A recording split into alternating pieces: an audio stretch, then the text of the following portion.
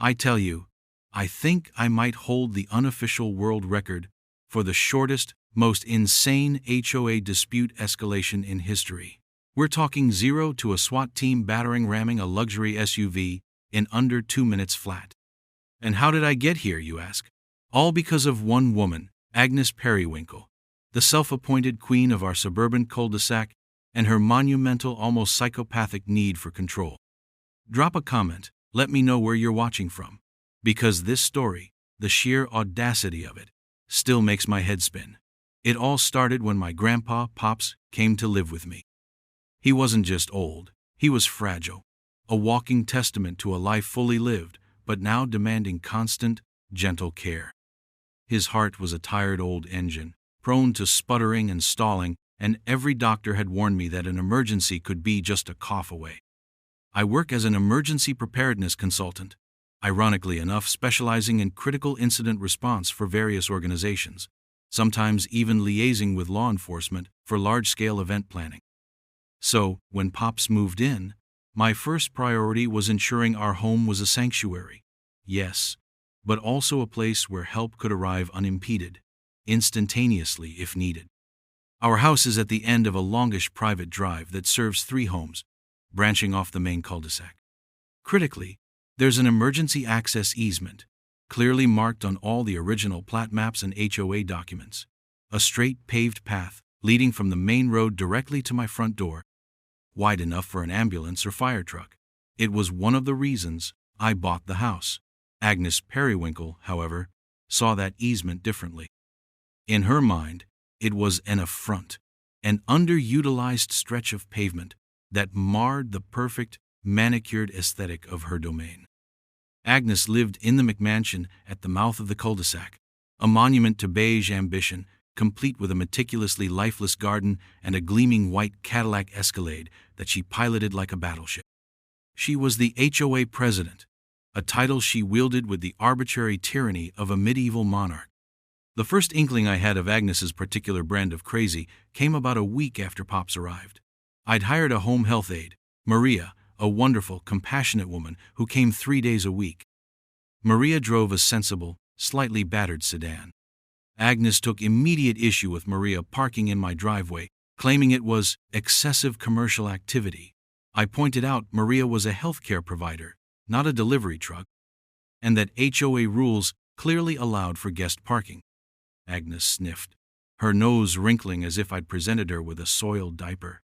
"We'll see about that," she'd muttered, already composing the first of many violation notices in her head. I'm no stranger to conflict resolution. It's literally part of my job. I prefer de-escalation, reasoned argument, finding common ground. With Agnes, however, common ground was a barren, desolate moonscape. Her primary mode of communication was the imperious pronouncement, usually delivered from the elevated driver's seat of her Escalade, or via sharply worded emails that CC'd the entire, largely terrified, HOA board. These board members, mostly retired folks more interested in pickleball schedules than genuine governance, tended to rubber stamp Agnes's edicts out of a desire to avoid her infamous, minutes-long tirades at meetings. The easement became her particular obsession. It wasn't just that she disliked its functional appearance. She began to actively encroach upon it. First, it was a series of aggressively oversized terracotta pots filled with garish, plastic-looking flowers placed just inches onto the easement's edge near my property line. Then, a ridiculously ornate, cast-iron bench that no one ever sat on. Each new addition was a small territorial claim, a passive-aggressive nibble at a clearly defined boundary. I'd consulted the HOA documents and county records. The easement was sacrosanct, legally designated for unhindered emergency access. My background in analyzing schematics and understanding land use regulations made this crystal clear. I sent a polite, professionally worded email to Agnes and the board, complete with excerpts from the relevant documents and a reminder of the easement's vital purpose, particularly given Pops's precarious health. Agnes's reply was a masterpiece of condescension, dismissing my concerns as alarmist and suggesting I was trying to monopolize common areas. She even implied my grandpa's health issues were somehow an excuse to bend the rules. That's when a cold, hard knot of resolve began to form in my gut. This wasn't just about an easement anymore. It was about respect, about decency, and about my grandfather's lifeline. I started documenting everything. Photos of the encroachments, copies of all correspondence, even noting the times Agnes would pointedly park her Escalade so its monstrous chrome grille just kissed the edge of the easement for hours on end, a silent, glittering threat.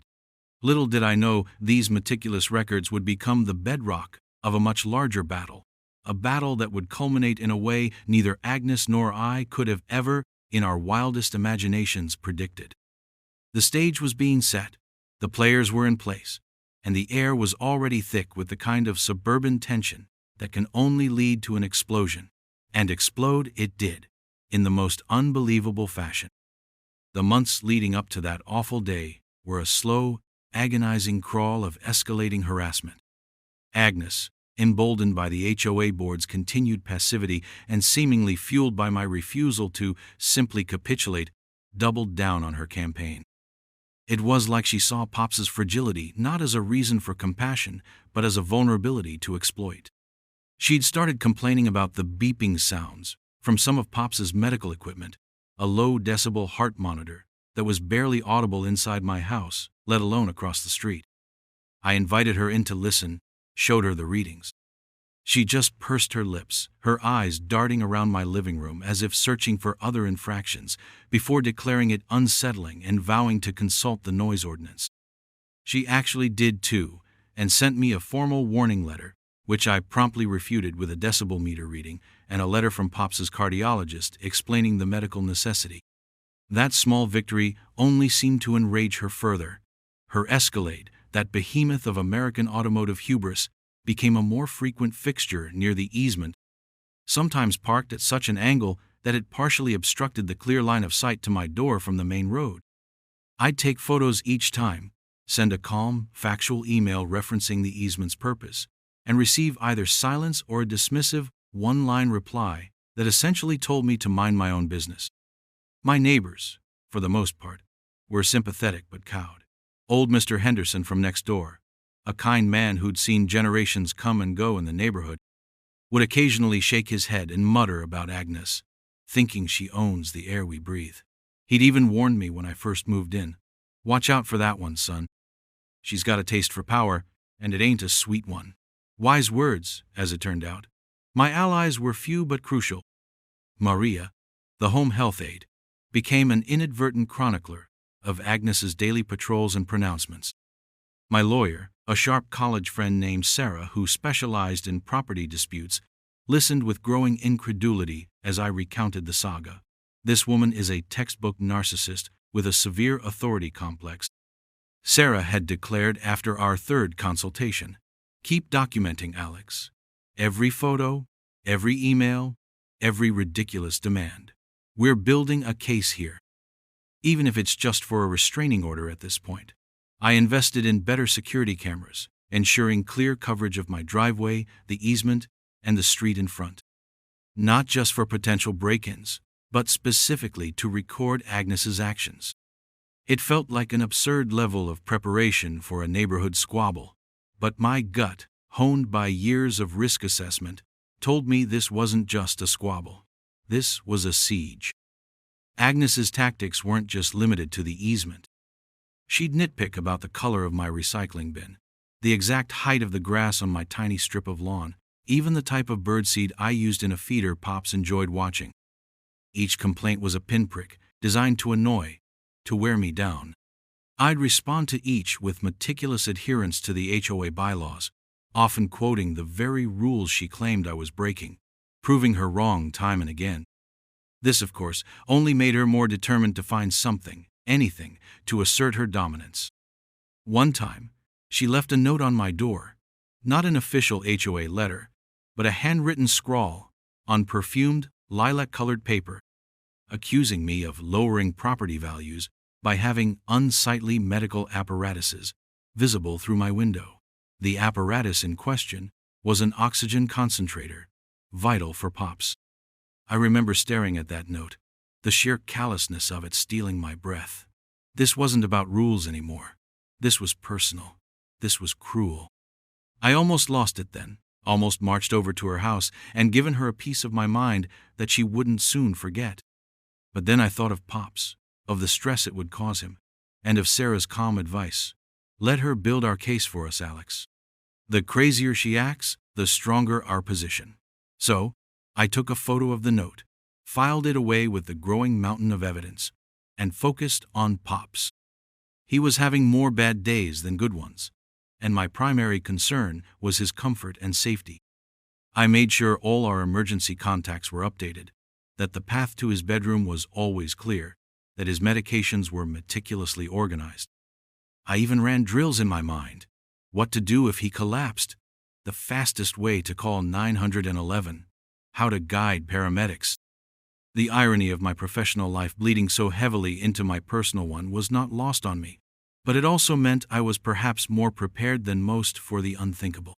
And the unthinkable was, unfortunately, barreling down on us, driven by Agnes Periwinkle's insatiable ego and her white Cadillac Escalade. The storm wasn't just gathering anymore. The first drops of rain were beginning to fall, and the sky was turning a truly ominous shade of gray.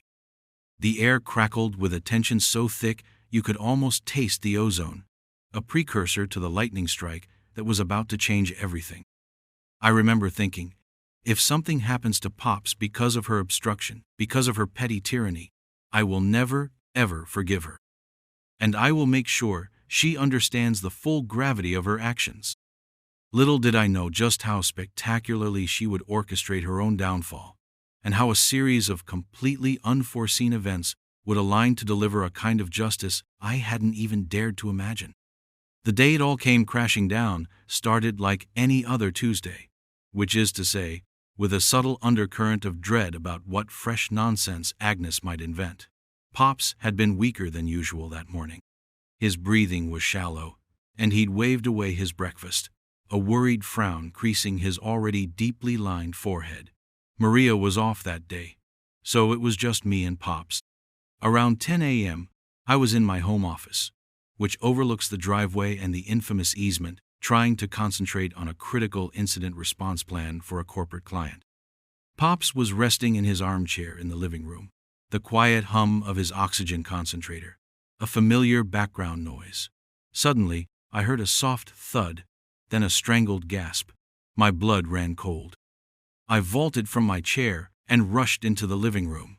Pops was slumped sideways, his face a ghastly shade of gray, his hand clutching his chest. His eyes were wide, with a fear that mirrored my own. "Pops!" I yelled, already grabbing my phone. He couldn't speak, just a faint wheezing sound. My fingers fumbled as I dialed 911, years of emergency training kicking in despite the sheer panic. I barked our address: critical cardiac event, elderly male, unresponsive, need immediate assistance, ensure emergency access easement clear. I knew, with a sickening certainty, what I would see when I glanced out the window, even as I was on the phone with the dispatcher. And there it was. Agnes Periwinkle, in her ridiculous wide-brimmed gardening hat, was not just near the easement, she was in it. Her pristine white Escalade was parked squarely, diagonally, across the entire width of the paved access, completely blocking it. She was futzing with one of her hideous terracotta pots, seemingly oblivious. "Ma'am," I said into the phone, my voice tight with a rising fury, "the emergency access to my property is deliberately blocked by a vehicle. Repeat, deliberately blocked. A white Cadillac Escalade." The dispatcher, to her credit, grasped the severity immediately. "Sir, are they refusing to move?" "I haven't had a chance to ask," I snapped. "I'm trying to keep my grandfather alive." I laid Pops flat, started CPR compressions, counting aloud, my mind racing. The dispatcher was talking, but it was a blur. I could hear the distant wail of sirens, impossibly fast, but still too far. Through the window, I saw Agnes look up, a flicker of annoyance on her face, as she probably heard the sirens too. She didn't move the car. She adjusted her hat. She actually bent down to inspect a plastic geranium. The audacity, the sheer sociopathic indifference, was breathtaking. My heart hammered against my ribs, a wild drumbeat of fear and incandescent rage. This wasn't just negligence. This was, in that moment, what felt like attempted murder by proxy. The sirens were closer now, screaming, but they'd have to stop at the street, navigate the narrow shared driveway, losing precious seconds, all because of her. Seconds Pops didn't have. Then, the world went sideways. Out of nowhere, another set of sirens, deeper, more guttural, joined the first. And lights, not just red and white, but blue, lots of blue. I remember thinking, that's not an ambulance sound. Through the window past Agnes and her infuriatingly stationary Escalade, I saw a matte black, heavily armored vehicle, a SWAT truck, turn onto our cul-de-sac, lights blazing. It wasn't slowing down gracefully. It was accelerating. For a surreal millisecond, I wondered if Agnes had somehow called in a tactical unit on me for disturbing her morning. The thought was insane, but with Agnes, who knew? The SWAT truck, with a precision that was terrifyingly beautiful, didn't even hesitate. It veered slightly, identified the Escalade as the obstruction, and with a sickening crunch of metal on metal, slammed into the rear quarter panel of Agnes's beloved Cadillac, shunting it violently sideways, halfway onto her own meticulously manicured lawn. The noise was deafening. Agnes screamed, a shrill, undignified shriek, dropping her trowel and stumbling backwards. The path was clear. Not a second later, the ambulance crew was sprinting down the now open easement, paramedics bursting through my door. They took over CPR, their movements efficient, professional. One of them, a grim-faced woman with kind eyes, caught my gaze. "We got him, sir. You did good." Simultaneously, two heavily armed SWAT officers were at Agnes's side. I couldn't hear what they were saying over the commotion and the ringing in my ears, but Agnes was gesticulating wildly, her face contorted with outrage and disbelief. It was a scene of such chaotic, almost cinematic unreality that I felt like I was watching a movie of someone else's life. Paramedics were working on pops, oxygen masks, IV lines, shouted medical jargon. Outside, a mangled Escalade, a fuming HOA president being effectively detained by men who looked like they ate nails for breakfast, and a crowd of stunned neighbors starting to peek out from behind their curtains. Later, much later, I would find out the insane coincidence. The SWAT team had been conducting an unrelated, high-risk warrant service training exercise just a few blocks away. Dispatch, realizing an ambulance was being actively, physically blocked from a critical cardiac call, a felony in our state, had routed the nearest available unit with the capability to resolve obstructions. They hadn't known it was a civilian SUV. They'd just known a life was on the line and something was illegally in the way. They resolved it. With extreme prejudice, Pops was stabilized enough for transport. As they wheeled him out, his eyes fluttered open for a moment, and he gave the faintest squeeze to my hand. Hope, fragile but fierce, flared in my chest. Once the ambulance was gone, a regular police unit arrived to take statements. I gave mine, calmly, factually, my voice still shaking slightly. I saw Agnes, wrapped in a mylar blanket like a baked potato despite the warm day, trying to play the victim, tears of rage streaming down her face as she pointed a trembling finger at her violated vehicle, then at my house. But the evidence was undeniable. Her car, strategically blocking an emergency access during a medical crisis. The initial police report cited her for obstructing emergency personnel, a serious misdemeanor, but I knew this was far from over. This was just the beginning. The moment Pops was safe, a new, colder resolve settled over me. Agnes Periwinkle wasn't just going to get a ticket. Oh no. She was going to understand in excruciating detail the full consequences of her reign of terror. I was going to dismantle her. The aftermath of that Tuesday morning was a whirlwind. Pops was in the ICU for several days, a touch-and-go situation that had me living on hospital coffee and adrenaline.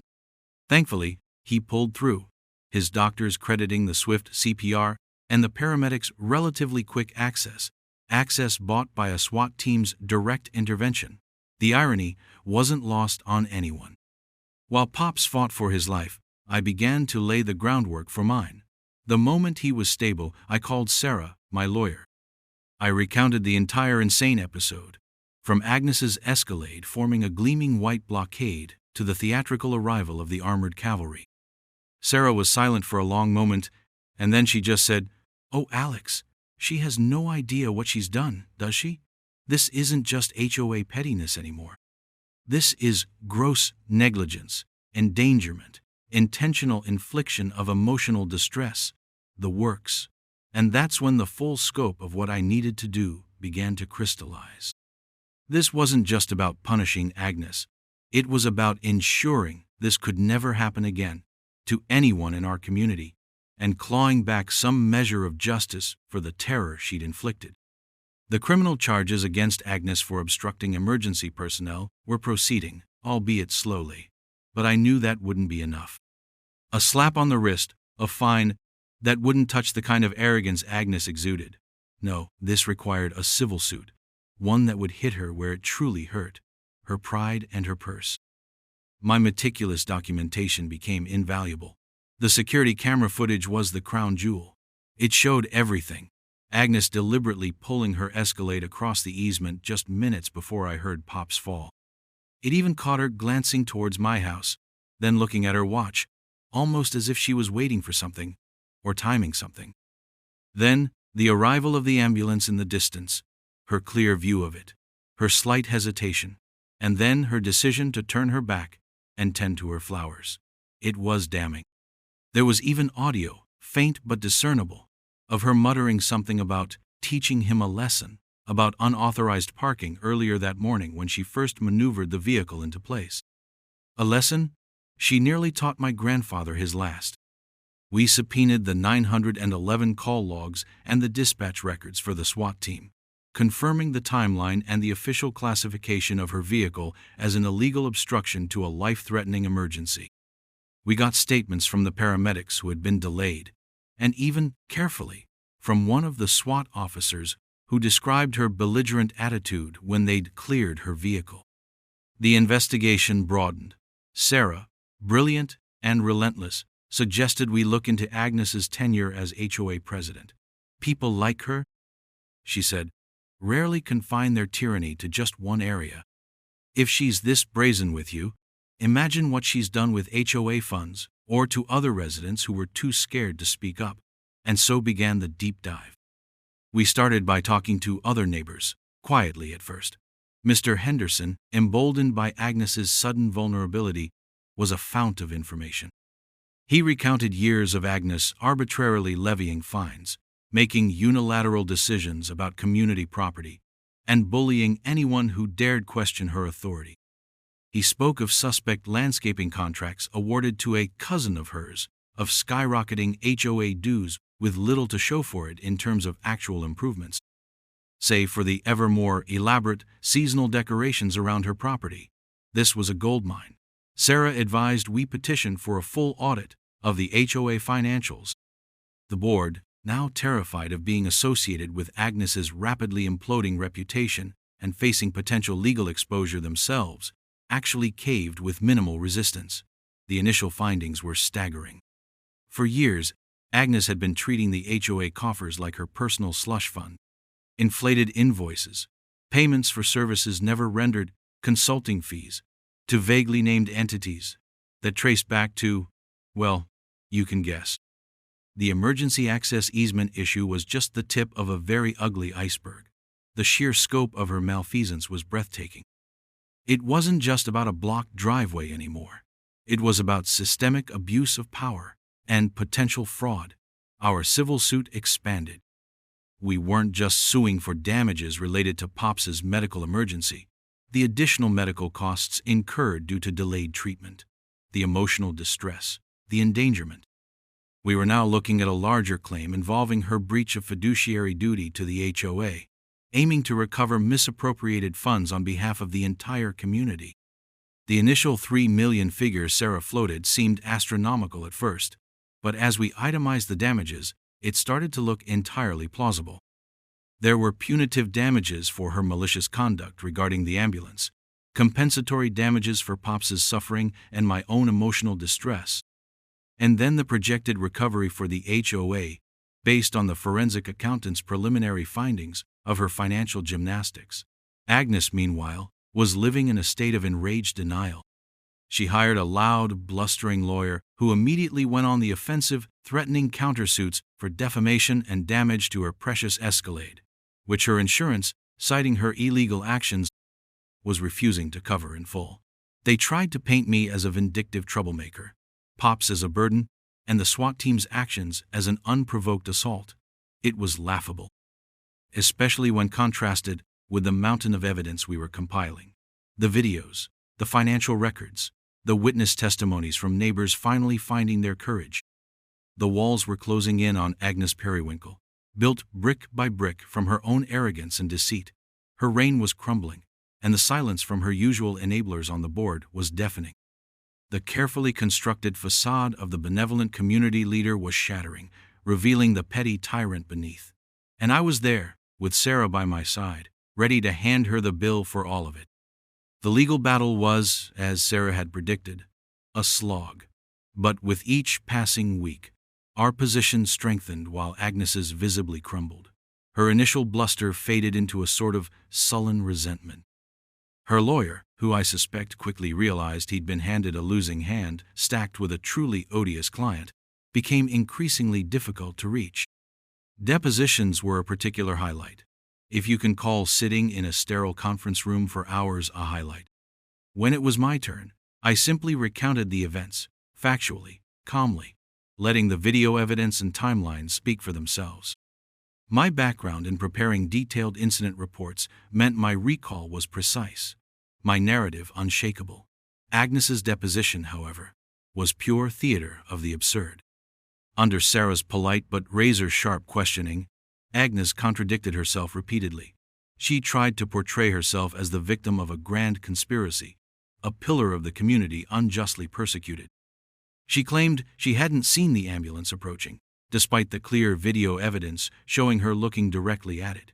She insisted her Escalade wasn't fully blocking the easement, just partially resting on it, while she beautified the common area for everyone's enjoyment. When Sarah played the security footage, showing Agnes deliberately positioning her car and then turning her back on the approaching emergency vehicle, Agnes actually gasped, clutching her pearls. Yes, she literally wore pearls to the deposition and accused us of doctoring the footage. Her lawyer put his head in his hands at that point. I almost felt sorry for him. Almost. The financial audit of the HOA, running parallel to our civil suit, was unearthing more and more.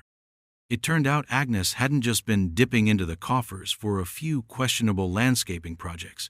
She'd systematically siphoned funds through shell companies, falsified invoices for repairs that never happened, and even expensed lavish personal dinners as HOA meetings. The scale of the embezzlement was significantly larger than we initially suspected, running into the hundreds of thousands over her long tenure. This financial wrongdoing, while separate from the immediate incident with Pops, painted a devastating picture of her character and her abuse of trust, which became incredibly relevant for punitive damages in our case. The HOA board, now completely revamped after a mass resignation of Agnes's cronies and a special election that saw Mr. Henderson surprisingly take the helm, formally joined our civil suit as co-plaintiffs, seeking to recover the stolen funds. This transformed my personal fight into a community crusade. The smoking gun, if one was even needed beyond the horrifying video of the ambulance incident, came from an unexpected source. One of the former board members, a meek woman named Carol who had always seemed terrified of Agnes, approached Sarah with new information. Apparently, Agnes had boasted at a closed-door board meeting just a week before the incident that she was going to finally put that arrogant young man in his place and make him understand who makes the rules around here. Carol had taken notes, detailed notes, which she'd kept hidden out of fear. Those notes, corroborated by another guilt-ridden former board member, provided clear evidence of premeditation and malice regarding her actions towards me well beyond simple negligence in blocking the easement. It wasn't just an accidental obstruction, it was part of a deliberate campaign of harassment that culminated in a life-threatening act. With this new evidence, Sarah pushed for a summary judgment on several counts, or, alternatively, a substantial settlement. Agnes's lawyer, likely seeing the potential for a catastrophic trial outcome for his client, finally started talking seriously. The negotiations were intense. Agnes, even backed into a corner, was stubborn. She initially offered a laughably small sum, still refusing to admit any significant wrongdoing. Sarah was having none of it. "Mrs. Periwinkle," Sarah stated coolly during one mediation session, her voice like chipped ice, "your actions directly endangered a man's life. Your documented financial misconduct has defrauded this entire community. The evidence against you is overwhelming, incontrovertible, and frankly, morally repugnant. The number on the table is not a starting point for negotiation. It's a reflection of the catastrophic damage you've caused.